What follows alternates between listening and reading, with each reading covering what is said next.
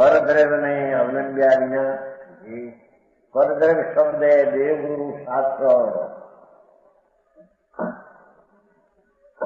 એના તરફનો વિકલ્પ, એના તરફનું થયેલું પોતાનું જ્ઞાન એ બધું પરદ્રવ્ય છે. બરાબર. એનું લક્ષ્ય છોડી, એનો આશ્રય છોડી, એના ઉપર જે દ્રષ્ટિ પડી છે એને દ્રષ્ટિ ક્યાંથી ઉઠાવી?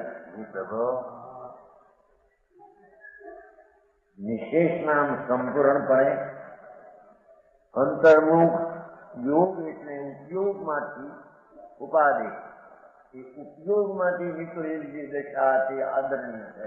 બરાબર. એવું જે નિજ પરમ તત્વ